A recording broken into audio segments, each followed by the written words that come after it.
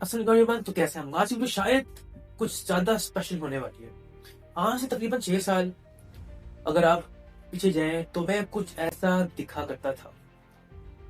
मेरी उम्र उस वक्त तकरीबन 14-15 साल की थी। मेरा वेट था 125 kgs और आज मेरा वेट है 72 kgs। मुझे फिटनेस के अंदर मुझे जिम करते हुए तकरीबन 4 साल के अराउंड हो चुके हैं। एंड इस पूरे सफर के अंदर मैंने बहुत कुछ सीखा, मैंने बहुत कुछ एक्सपीरियंस किया। लेकिन मैंने एक चीज ये भी नोटिस की है कि इस सफर के अंदर सिर्फ मेरा माइंडसेट नहीं, सिर्फ मेरी हैबिट्स नहीं, बल्कि मेरी पूरी लाइफ या फिर आप ये बोले कि मेरा पूरा लाइफ को देखने का पर्सपेक्टिव ही चेंज हो गया। तो आज मैं कुछ आपसे ऐसे पॉइंट शेयर करने वाले शायद आपको मोटिवेट कर दे फॉर फिटनेस, आपको शायद अपने आप को बेहतर बनाने में मोटिवेट कर दे। तो आज ये वीडियो स्टार्ट। भाई फर्स्ट चीज तो ये है कि भाई सेल्फ कंट्रोल बंदे में बहुत आता। मुझे वो वक्त याद कि जब एक वक्त था कि मैं सब कुछ खा लेता था, सब कुछ। भाई जो मेरे बहन भाई हैं उन सब का भी खाने मैं खा लेता था, इतना मुझे खाने का शौक था। और मेरे फेवरेट थे फ्रेंच फ्राइज। और आप यकीन करो, मैं इतने ज्यादा फ्रेंच फ्राइज और इतना तक मैं बहुत शौक से आराम से खा लेता था। लेकिन जब मेरा गोल हुआ कि भाई मुझे अपना वेट कम करना है, मुझे एक फिट बॉडी, मुझे हेल्थ पे अपनी फोकस करना पड़ेगा, तब जाके भाई तकरीबन 3 साल हो चुके हैं। 3 साल तक ना मैंने फ्रेंच फ्राइज खाए, ना मैंने कोई भी ऑयली फूड खाया। अब जाके मैंने थोड़ा सा वो खाना शुरू किया। लेकिन पिछले 3 साल भाई इतना स्ट्रिक्ट मैंने अपने आप को रखा फॉर माई सेल्फ। भाई मैंने अपने लिए अपने आप को स्ट्रिक्ट रखा है, ठीक है। आप गाइस सोचो, स्टार्ट में इतना मुश्किल था। स्टार्ट में मैंने इतना कुछ किया भाई, मैं कैसे अपने आप को कंट्रोल करूं। एक वे ये था कि अगर मैं अपने डाइट को खराब करता हूं तो तुम्हें अपने आप को कोई ना कोई पनिशमेंट दूंगा। और मुझे एक दिन याद कि जब मुझसे ना एक दिन डाइट हो गई खराब, तो नेक्स्ट जो था मील उसमें मैंने करेले खाए थे। वो भी बेक नहीं, ऐसे मैंने एक बाइट किया। मैंने कहा यार मुझे दुख हुआ था, मैंने क्यों अपनी डाइट खराब की। तो ऐसे ऐसे करके स्टेप बाय स्टेप भाई 1000 बार फेल हो गए।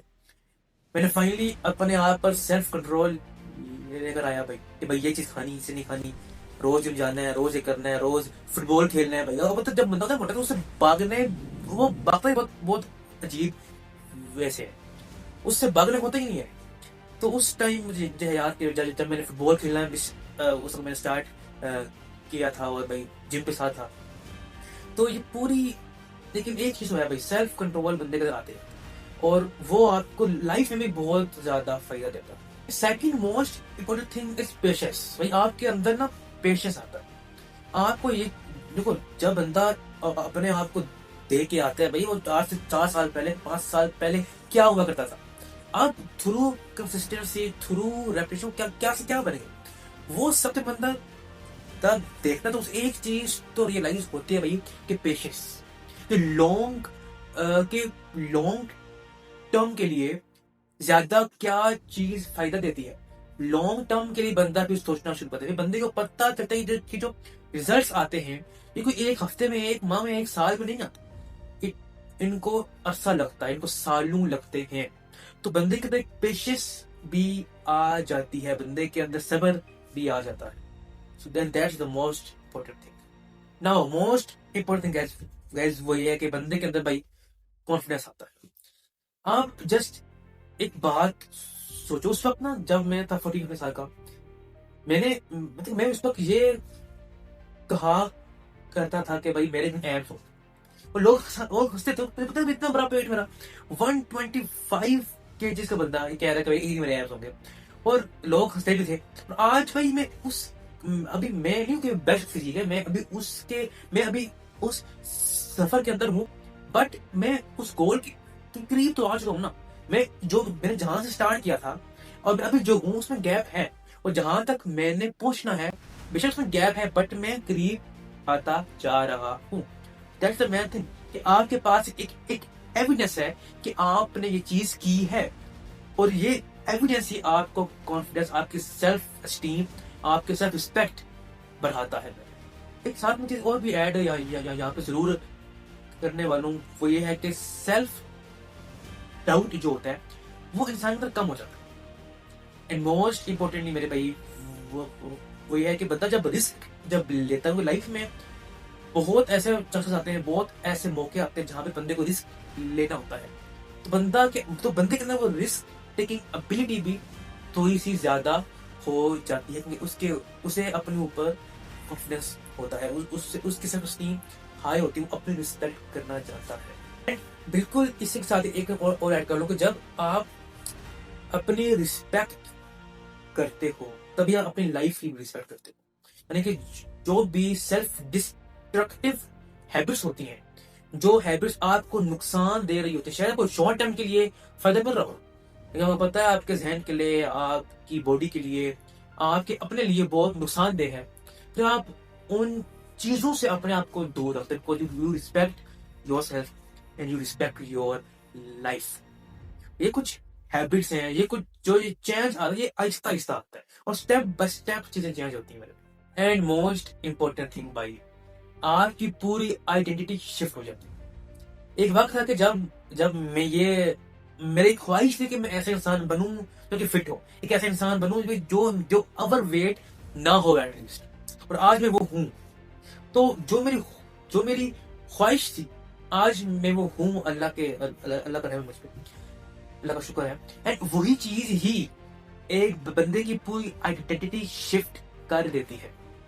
और ये जो आइडेंटिटी शिफ्ट होती है, इसके पीछे ऑफ कोर्स बहुत साल लगते हैं, बहुत ज्यादा हार्ड वर्क लगता है, और आपकी पूरी पर्सनैलिटी, आपका पूरा माइंडसेट, आपका पूरा करैक्टर चेंज हो जाता है।